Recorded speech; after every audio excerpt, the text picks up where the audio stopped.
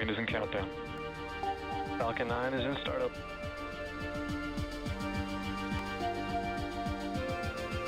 Dragon, SpaceX, go for launch.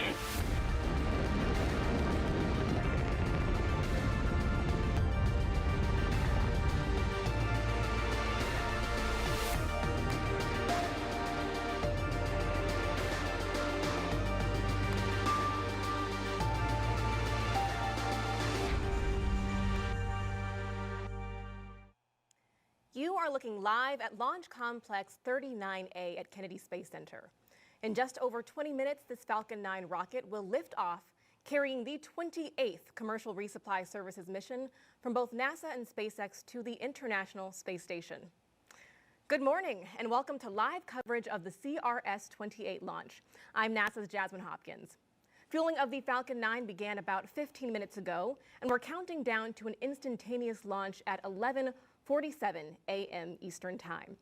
This mission will deliver about 7,000 pounds of science, supplies, and equipment to the space station. And these missions help NASA and our partners continue research to better our life right here on Earth and help us as we explore deep space. Let's go now to SpaceX headquarters in Hawthorne, California, where Zachary Lupin is standing by to tell us more about the vehicle supporting today's mission. Zach? Thanks, Jasmine. Hello, everyone. My name is Zachary Lupin, and I'm an avionics reliability engineer here at SpaceX. And it's great to be covering today's mission in partnership with NASA. On your screen right now is a live view of SpaceX's two-stage Falcon 9 rocket with our Dragon spacecraft at the very top. Dragon is one of the few vehicles that can deliver significant cargo to the space station and the only vehicle that can deliver cargo from it. And to date, Dragon has visited the station 37 times and transported 280,000 pounds of cargo back and forth from the orbiting laboratory. Below Dragon is our Falcon 9 vehicle, which is actually two rockets in one. The lower part, also the largest part of the rocket, is called the first stage. It has 9 Merlin 1D engines, which accelerate the vehicle through the Earth's atmosphere and into various orbits in space. At the top of the first stage is the black inner stage, and above that is the Falcon 9 second stage. Now, the two stages will separate about 2.5 minutes into flight, and then the second stage will ignite its single Merlin vacuum engine, or MVAC engine, which is the 10th engine on the rocket, to carry Dragon to its desired orbit. Now, during today's mission, you will notice a shorter nozzle attached to our second stage. We are flying a shorter nozzle when we don't need as much performance to get payloads to their final destination. Now, for those of you following along, today marks SpaceX's 38th launch this year, 4th Dragon flight in 2023, and 237th mission overall. Now, Falcon 9 and Dragon were both designed with reflight in mind, and the vehicle hardware is built to support multiple missions with minimal refurbishment. Today's Dragon is flying for its 4th time and also marks SpaceX's 20th reuse of the vehicle. And the Falcon 9 first stage is flying for its 5th time, and we plan to recover and fly both the vehicle and the spacecraft again in the future. So far, we've reflown 170 first stages, including both Falcon 9 and Falcon Heavy, and we're planning to recover this booster on our drone ship, a Shortfall of Gravitas, which is currently stationed off the coast of Florida in the Atlantic Ocean. And if successful, this will mark the 198th recovery of an orbital-class rocket. Now, as the clock ticks closer to T0, let's head over to NASA's Megan Cruz at Cape Canaveral to talk about today's weather. Megan? Thank you, Zach, and good morning, everyone. Welcome into Hangar AE at nearby Cape Canaveral Space Force Station. This is where I can monitor the launch team as they take us through today's countdown. So far, hearing a lot of good things over the nets. The vehicle is healthy, the team working no issues. The range is green, meaning our path from here to the International Space Station is clear and safe. And the weather, which has been the issue all weekend, forcing the team to stand down Saturday and Sunday attempts. Today, we are 80% go. You can see those watch items on the bottom left of your screen. Launch Weather Officer Arlena Moses will be monitoring a few showers she expects to move into the area during launch. And I know some of you out there, you might be thinking it seems a little windy out here, but those winds are well below any concerns for launch. And as for the weather around the booster recovery area yesterday, high seas kept us from launching, but today, check out this live look from SpaceX's drone ship out in the Atlantic. Conditions are still a little rough out there, but better than yesterday. Hence, again, that 80% go for launch in just about 17 minutes. So right now, SpaceX is fueling Falcon 9 RP-1, or rocket-grade kerosene load, is complete.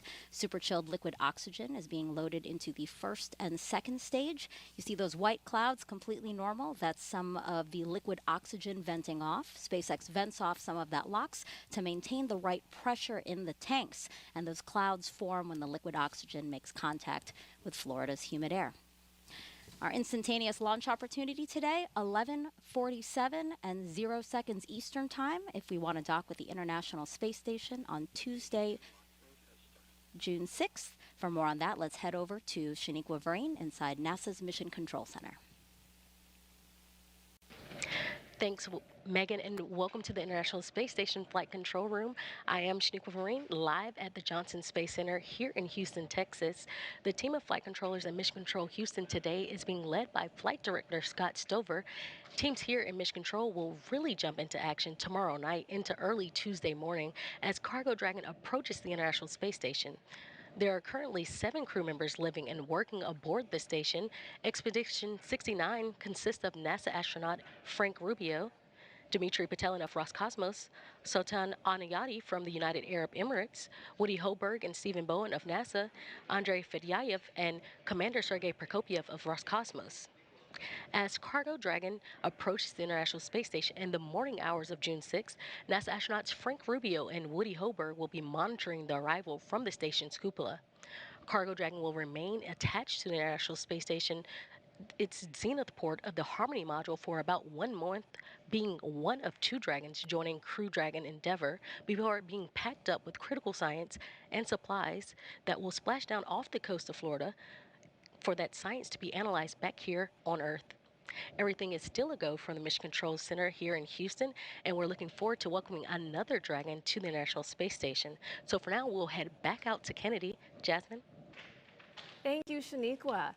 Now we are about T-minus 14 minutes and counting from liftoff of CRS-28, so let's talk about the science. New experiments will soon arrive on the space station. Thunderstorm observation equipment could improve research on Earth's climate and weather. And astronauts will be growing a second generation of plant seeds in space to see if gene changes transfer to future generations.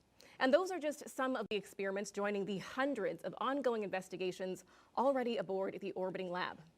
This mission will also increase power supply on the station, delivering the 3rd set of roll-out solar arrays, also known as IROSAs. After being installed on upcoming spacewalks, the arrays will roll out into position, boosting power on the station by up to 30%. Now, across the country, NASA and our partners are making small steps and giant leaps in preparation for the Artemis II crewed mission around the moon. So let's take a look at our Artemis Moon Minute.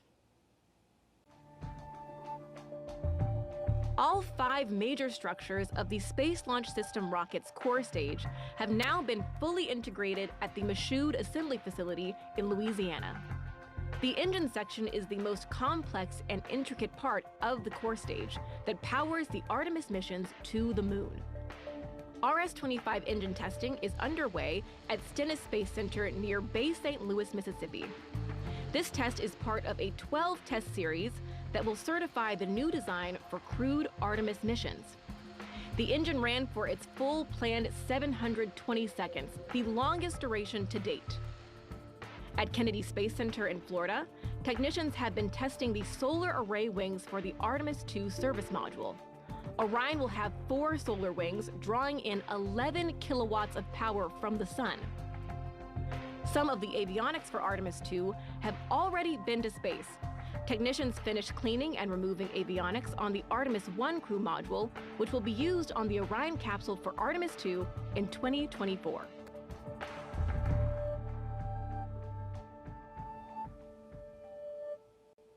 Now we are at T-minus 12 minutes and counting from the liftoff of the 28th Commercial Resupply Services mission from both NASA and SpaceX to the International Space Station. So let's bring back Zach now to tell us more about Dragon's flight history. Zach?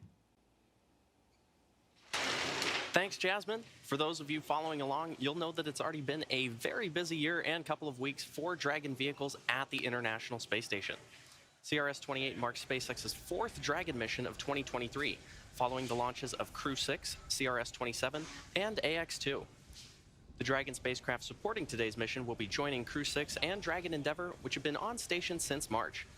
Now, in order to make room for AX-2 and CRS-28 at the Harmony Zenith port on the ISS, the 4 members of Crew 6 underwent a port relocation on May 6th.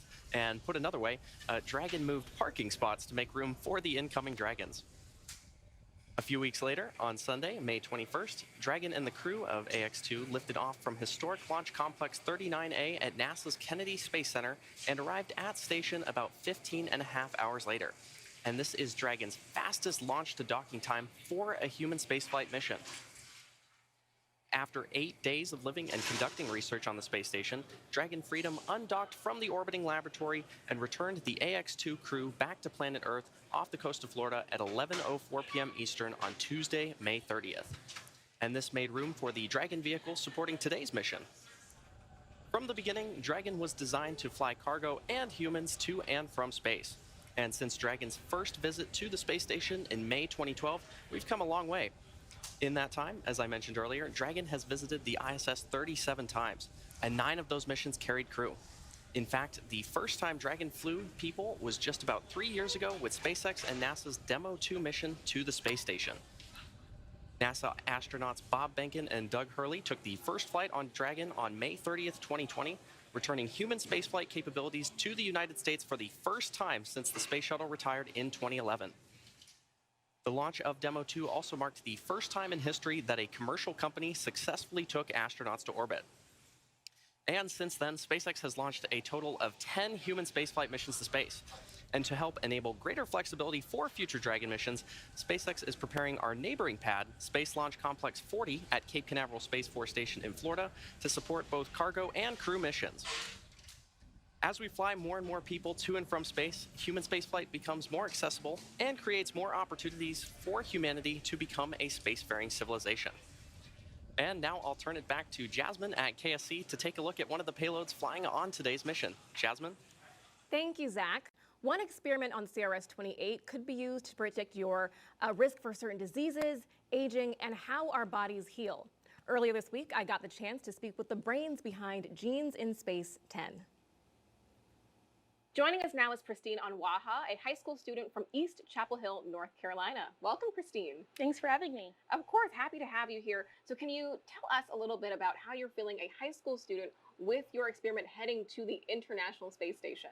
It's honestly a dream come true. This idea started off originally in my head, and now it's going to be a reality pretty soon, so I'm really excited. Of course, we love that excitement, Christine, and we cannot wait to see your dreams realized. Can you break down what is the Genes in Space 10 experiment? The experiment involved telomeres, and these are the repetitive sequences that cap the ends of our chromosomes. On Earth, telomeres normally shorten as we age, but for astronauts in space, they actually appear to get longer. And so with that, I developed an experiment to see if that process could be linked to the activity of stem cells. Now, in the development of that experiment, something really important was measuring telomere length. But it turns out that isn't something that can really be done on the ISS. Instead, experiments involving DNA length measurement need to be sent down to Earth, and that costs time and resources. So with that, the Genes in Space team and I got thinking, what if we developed an experiment that could help address that? And so we developed an experiment that will allow astronauts on the ISS to detect the 4-fold difference in DNA length. And so with that, it opens the door up for more kinds of research to be done on the ISS, such as into genetic monitoring, because being in space makes you more prone to genetic mutations. So that's something that can help with that. Also opens the door up for more research into telomeres to be done, and even broader. Christine, that is so exciting. And your experiment was chosen out of over 600 applications. So what advice do you have for students who are also interested in this opportunity? Yeah, I would just encourage other students to just explore their passions in space biology and pursue it as best as you can. That's what I did, and it led me to where I am here. Exactly. Very excited to have you here. And tell me, what are your plans after high school? I mean, you've got some great things on the horizon, right? Yeah, so in the fall, I'll be headed off to UNC Chapel Hill. I'm planning on studying either biology or biochemistry, and I'm really excited to get more involved with biological research in the future, especially space biology. Of course. Thank you so much for joining us today, Christine. Thanks for having me. Thanks again to Christine for speaking with us. And she is not the only student experiment going up on CRS-28. STEM engagement is very important to us here at NASA for the future of the Artemis generation. All right, now we are just about 7 minutes and counting until liftoff of CRS-28. So let's bring back Megan here on Florida's Space Coast and Zach live at SpaceX headquarters in Hawthorne, California, to walk us through the final moments of the countdown. Take it away. Thanks, Jasmine. It's T-minus 6 minutes and 50 seconds, and the SpaceX team is currently working no significant issues, and the vehicle is healthy. Weather is currently 80% go, and the range is ready to support today's mission. At this point, Rocket Propellant 1, or RP-1 fuel, is completely loaded on the second stage and nearly complete on the first stage. Liquid oxygen, or LOX, loading is currently underway on both stages and will complete at the T-minus 2 minutes mark to launch. We're also loading helium gas into both stages. Falcon 9 uses helium as a pressurant to backfill the propellant tanks as LOX and RP-1 are consumed by the Merlin engines during ascent. Helium load began before the broadcast went live and will continue to top off until about a minute and a half before launch. And about 40 seconds ago, SpaceX performed the engine chill. That's when the team flowed a small amount of the super chilled liquid oxygen into the Merlin engine's turbopumps. They're basically prepping the propulsion system for the full flow of liquid oxygen. By doing this, they avoid a thermal shock to the system, ensuring engine startup Stage 1 goes fuel well. load is complete. And you heard that call out for stage 1 fuel load complete. Now, Dragon also began its startup sequence at T-minus 35 minutes when it coordinated timing with Falcon 9. The spacecraft is currently undergoing vehicle health checks. It will enter terminal count at T-minus 5 minutes, with the next big step just a minute before liftoff, when Dragon will transition to internal power.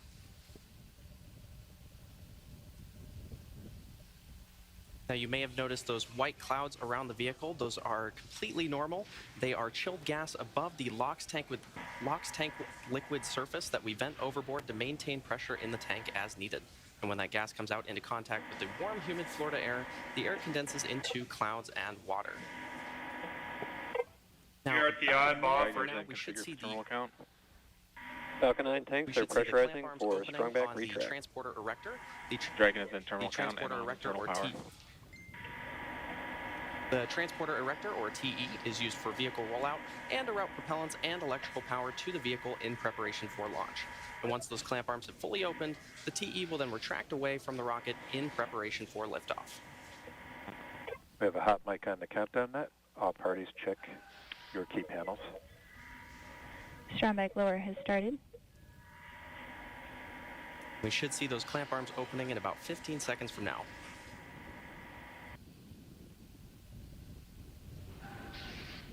Now, those clamp arms are located just below the trunk of the vehicle, which is beneath the Dragon spacecraft.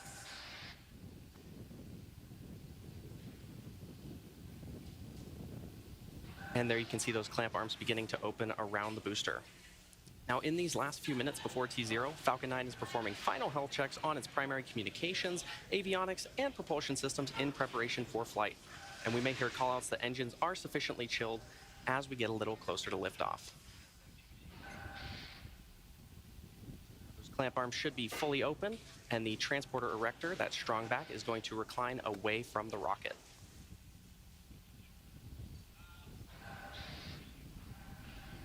Now, you may have noticed in some of these shots, the Falcon 9 booster supporting today's mission is covered in quite a bit of soot, and that is because it previously supported NASA Crew 5, GPS-3, Space Vehicle 6, Inmarsat 6F2, and 1 Starlink mission.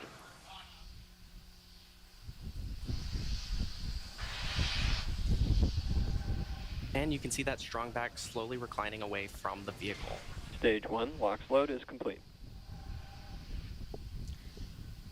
This launch will bring about 7,000 pounds of hardware, crew supplies, and science to the space station. One research project will study the effects of space on human DNA. Another will study the effects on plant DNA. Findings from both could help us advance things here on Earth, but also prepare us for future, farther missions into space. And Dragon will be docked to the space station for about a month before returning home. Now, checkouts of the second stage thrust vector control actuators are now underway. This is often referred to as an engine wiggle test. This is when SpaceX moves the thrust nozzles slightly to make sure the guidance hardware is ready for flight. SpaceX will do the exact same test on the first stage engines, but that happens just seconds before ignition.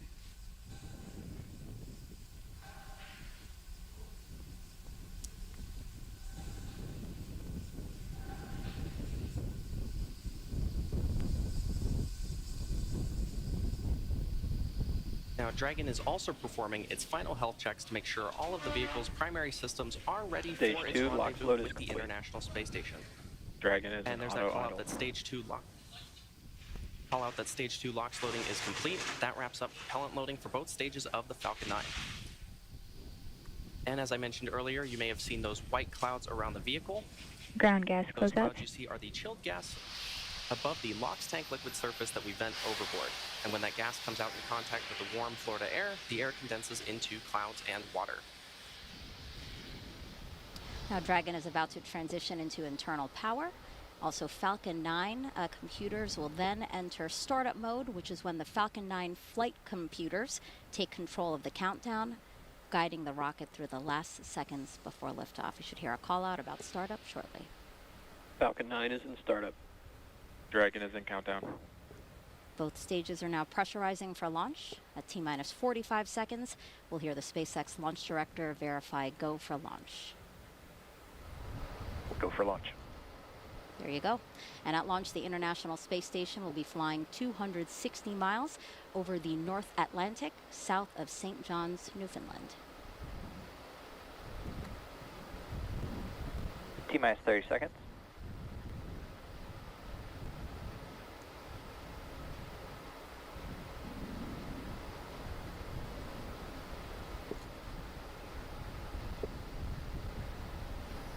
Fifteen seconds. T-minus 10, 9, 8, 7, 6, 5, 4, 3, 2, 1. Ignition, engines full power, and liftoff of CRS-28. Go Falcon, go Dragon. Liftoff of about 7,000 pounds of science and cargo, including a new pair of solar arrays to boost power on the space station.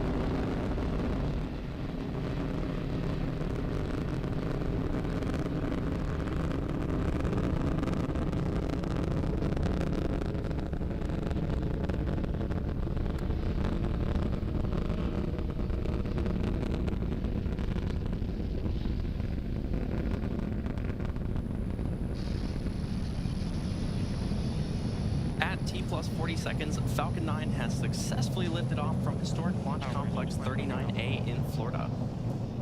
And we're now coming up on max Q in about 20 seconds from now. And this is the point of maximum aerodynamic pressure that the vehicle will go through during its flight. Falcon 9 is supersonic. And there's that call out that Falcon 9 is supersonic, traveling faster than the speed of sound.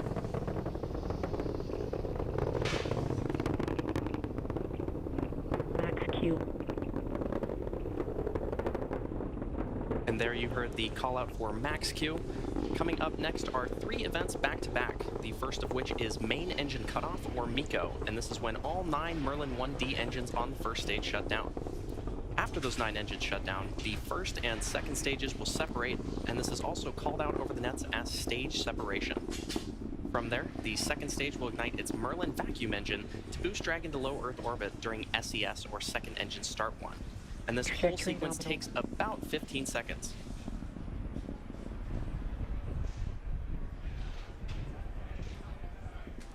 Should be expecting that call out for main engine cutoff in about 40 seconds from now.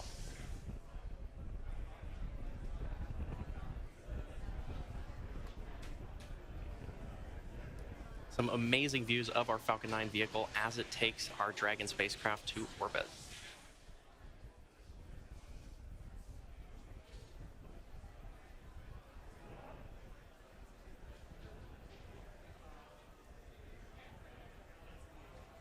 And in just about 10 seconds, we should see that main engine cut off.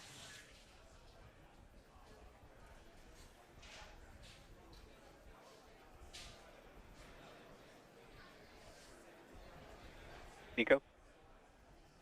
Stage separation.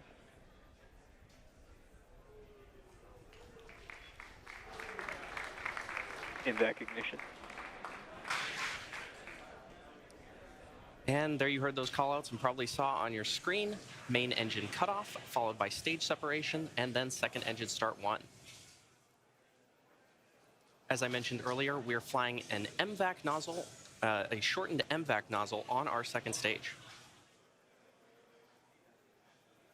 If you're just tuning in, you're watching a live webcast for the 28th commercial resupply mission to the International Space Station for NASA.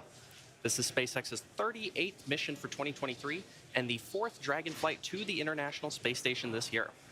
We lifted off from Kennedy Space Center's historic Launch Complex 39A just about 3.5 minutes ago.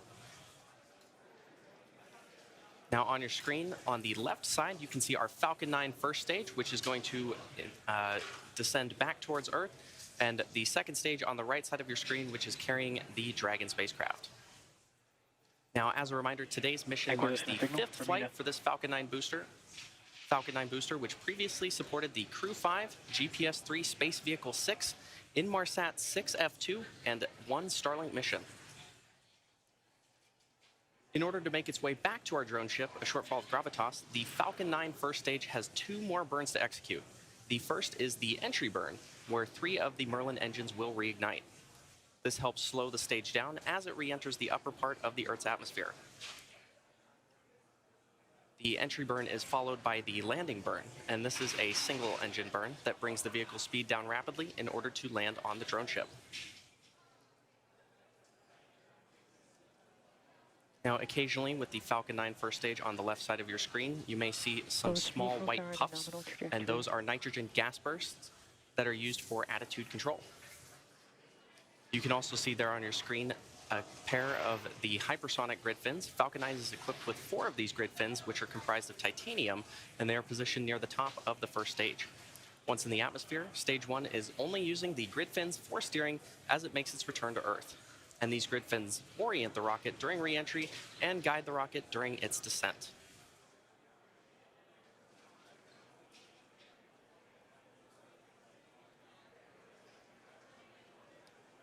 Now, the Falcon 9 first stage has 9 Merlin 1D engines, and each engine generates about 192,000 pounds of thrust.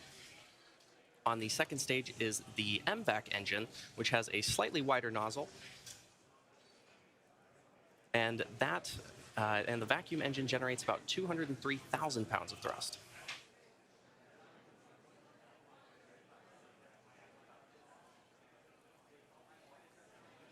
Next major milestone is going to be the first stage entry burn, which will take place just over a minute from now.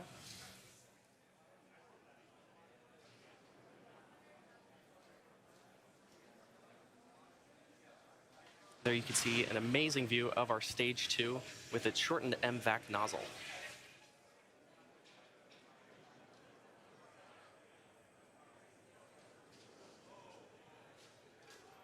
The Falcon 9 first stage, which is not currently on your screen, has reached apogee and is now beginning its descent back towards Earth. The second stage is continuing to take our Dragon spacecraft to orbit.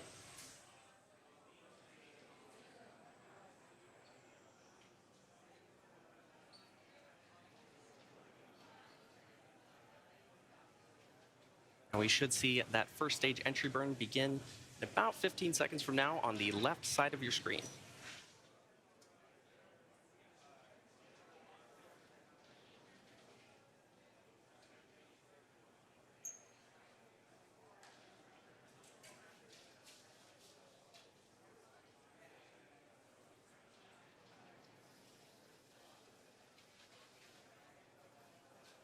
Stage 1, STS has safed.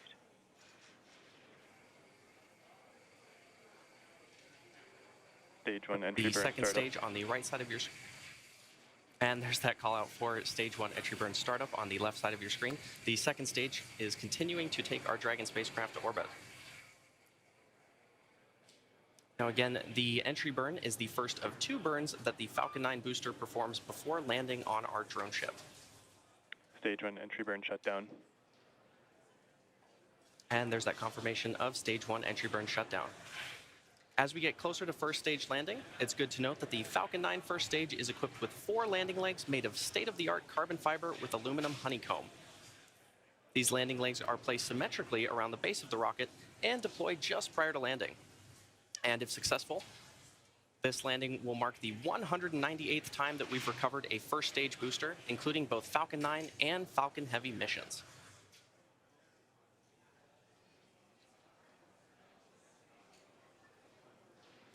We are about 25 seconds away from that landing burn beginning. Stage 1 transonic. Now, as the rocket descends through the Earth's atmosphere, this really puts deceleration into perspective. In the span of less than a minute, we'll have reduced from twice the speed of a jet all the way down to 0 as the rocket lands. And as Falcon lands, we may also hear a call out that the second engine will shut off around the same time.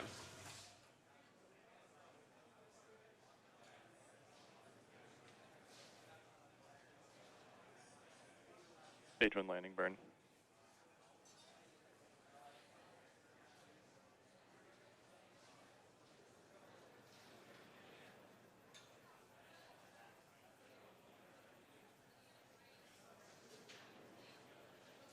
Landing leg deploy.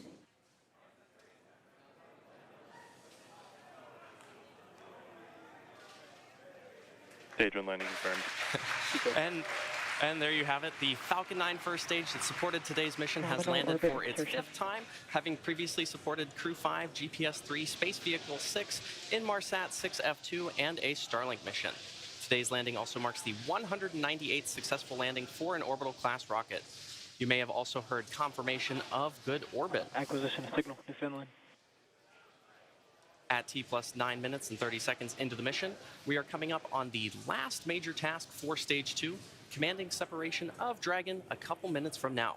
And we expect to have video of Dragon separation from the top of the second stage, which looks into the trunk. CRS-28 will be joining the Crew 6 vehicle, currently on orbit, so we'll be back to having 2 Dragon spacecraft. 2 Dragon spacecraft docked at the International Space Station. As for cargo, today we will be delivering more than 7,000 pounds of science, research, crew supplies, and vehicle hardware to the orbital laboratory and its crew. To date, SpaceX has sent and brought back over 280,000 pounds of crew and cargo to and from the space station.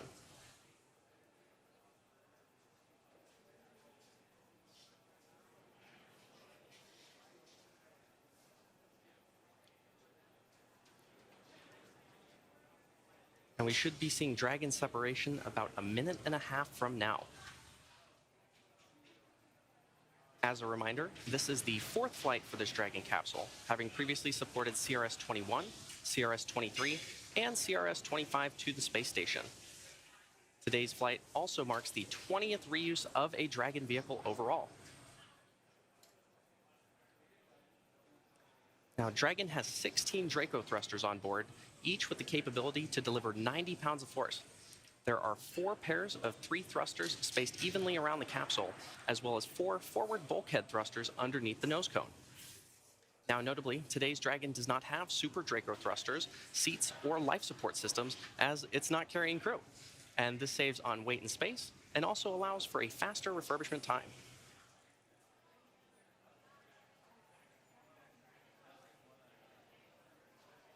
While initial designs of Dragon carried solar arrays extended outward from the trunk, the cylindrical structure located directly behind the Dragon capsule, the current Dragon has these arrays fixed directly to the trunk. And you may see at some point both a light and a dark side of the trunk, and that dark side is actually those solar panels, while the light side is a radiator to help cool the spacecraft.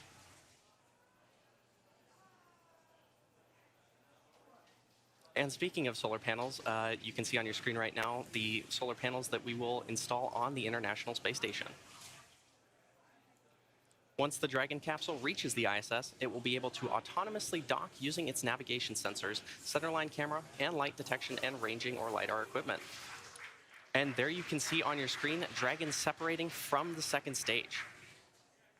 Well, that's going to do it for me here in Hawthorne. The next milestone coming up is the Dragon nose cone opening sequence, which protects the docking ring and navigational sensors.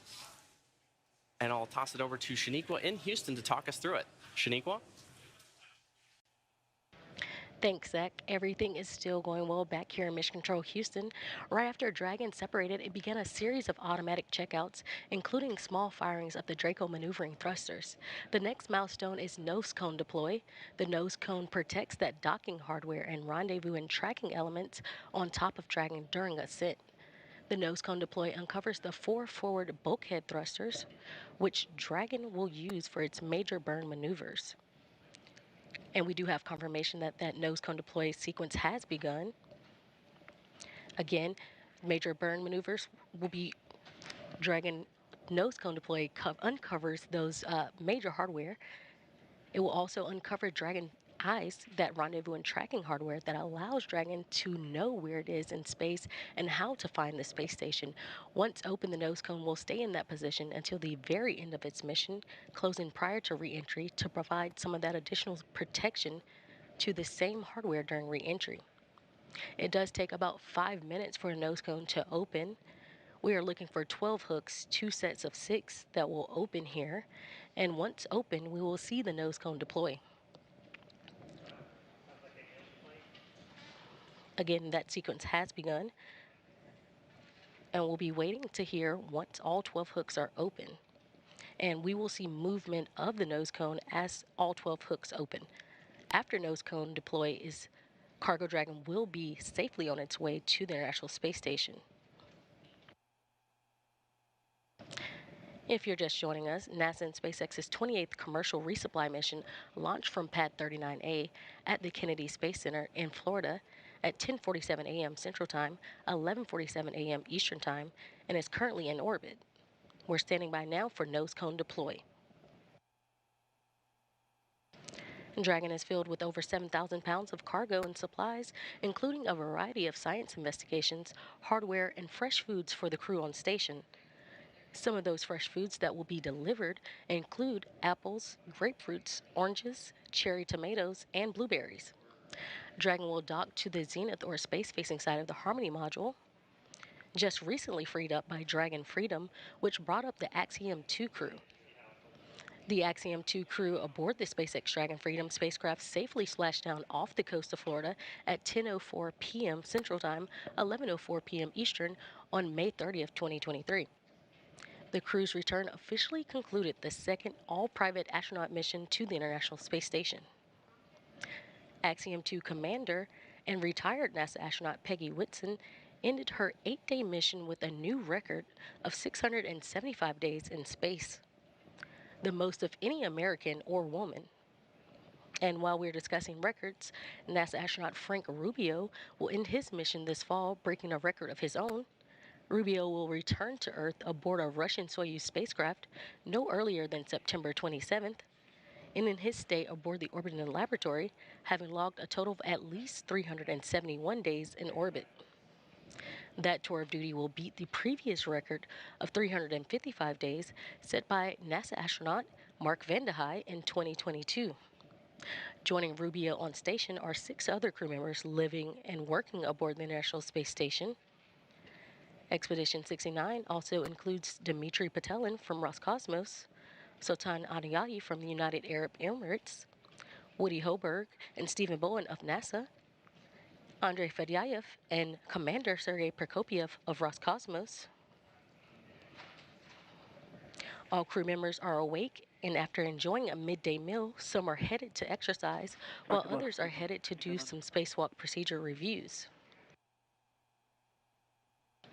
NASA astronauts Stephen Bowen and Woody Hoberg are prepping for a June 9th spacewalk to install one of 2 new rollout solar arrays on the space station's starboard side truss structure. This cargo resupply will bring up 2 new rollout solar arrays packed inside its unpressurized trunk. Acquisition of signal. Goon Heli. And again, if you're just joining us, we are currently waiting on nose cone deploy of the CRS-28 cargo spacecraft. That sequence has begun just a few minutes ago, and it does take about 5 minutes for the nose cone to fully deploy.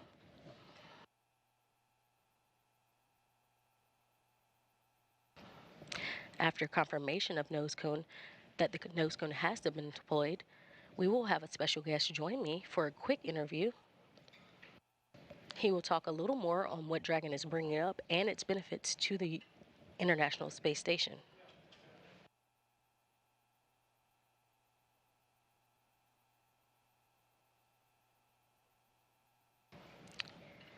And back here in the International Space Station room, flight control room, while we are waiting for that nose cone to officially be fully deployed, we will have flight controllers that are monitoring the systems on station itself ahead of Dragon's arrival Tuesday morning.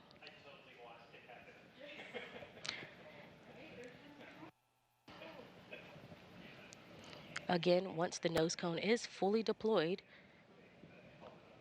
we will have Cargo Dragon on its way to the International Space Station. Once Dragon does cross that approach ellipsoid, which is that mythical sphere around the space station, flight controllers here in Mission Control Houston will begin joint operations with SpaceX teams in Hawthorne, California. Again, we will have NASA astronauts Frank Rubio and Woody Hoberg, who will be monitoring the approach and arrival of Dragon, with a planned docking time on Tuesday morning at 4:50 a.m. Central Time, 5:50 a.m. Eastern Time. Once Cargo Dragon is docked to the station, Rubio and Hoberg will begin hatch operations to open the hatches between the International Space Station and Cargo Dragon.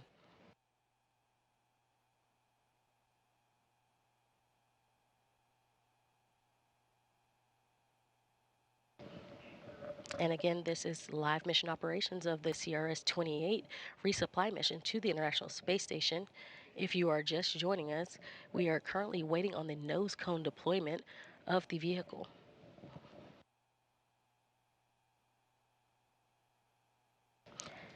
And we currently see that nose cone currently opening.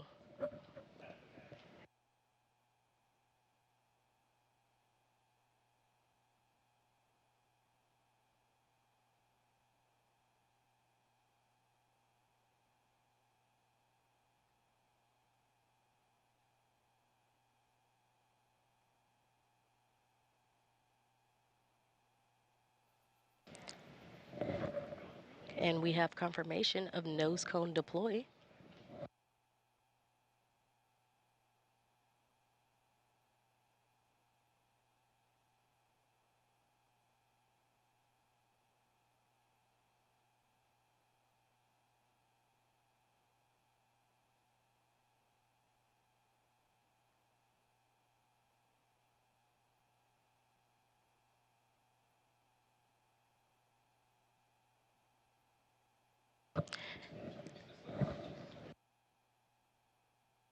And there we have it. We have nose cone confirmation of deployment.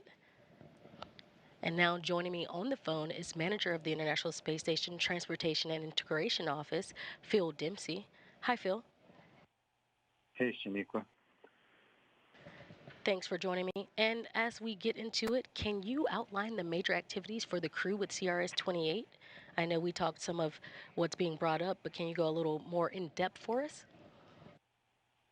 Sure. During this mission, there's quite a bit of research that has to be done. So the crew will start, unloading the Cargo Dragon. There'll be actually quite a bit of research that's done in time to complete it and return those samples to the ground at the end of this dock mission. As well as that, we're carrying up some IROSIS, external solar arrays that have to be installed with a couple of EVAs during this mission. Of course, and these resupply missions, just like you mentioned, are delivering science, hardware, and other cargo to the station. I know one key delivery on CRS-28 includes a pair of ISS rollout solar arrays. Can you discuss what the plan is for these arrays and what the importance is for station? Yeah, absolutely. So as you know, the ISS program is extending operations to 2030. The robustness of the vehicle has been one of the key factors in our ability to do so. One thing we've seen is expected degradation of solar array performance over time. So these IROSIS will enable us to get back to beginning of life power levels. With this pair on the SpaceX 28 mission, we'll have augmented 6 of our 8 power channels further enabling the ISS program to continue full research utilization without interruption. That's why we're here in the first place. Thank you. And as always, I know it's a busy time aboard the International Space Station with cargo vehicles coming and going and multiple planned spacewalks. How complex will the next few months be for the station program and the global partnership? Sure. Well, as always, there's a lot going on. First we have the spacewalks to install the aerosas, which I just mentioned. Those are actually some of the most complex that our crew performs. Not long after completing those, we're looking forward to the NG-19 cargo resupply mission later this summer, bring up more critical supplies and research. And then we're not too far away from the next crew rotation missions on both the SpaceX Crew Dragon and the Soyuz spacecraft. So we're definitely looking at some complex choreography, but we've got extremely capable teams across the world making it all happen. Thank you so much. And we again appreciate you for joining us today. All right. Thank you, and have a great day. It's good to see a good launch today. Perfect. Thanks, Phil. Join us again early Tuesday morning at 3:15 a.m. Central Time for live coverage of docking for CRS-28. Again, everything is on track on the International Space Station side, so that'll do it for us here in Mission Control Houston. Now back over to you, Kennedy. Jasmine? Thank you, Shaniqua. Yet another beautiful launch from Florida's Space Coast. And that's going to wrap up our launch coverage of the 28th Commercial Resupply Services mission from NASA and SpaceX. Thanks again for joining us, and we'll leave you with a replay of today's launch. Until next time, go NASA, go SpaceX, and go CRS-28.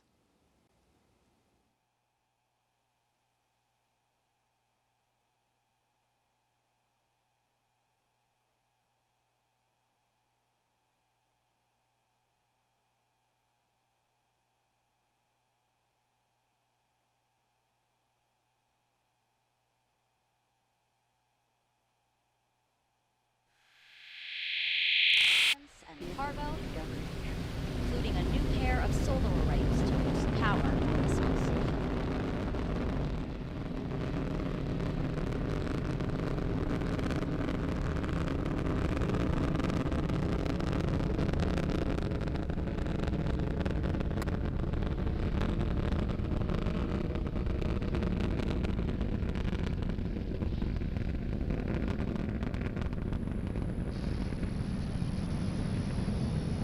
At T+40 seconds, Falcon 9 has successfully lifted off from historic Launch Complex 39A in Florida.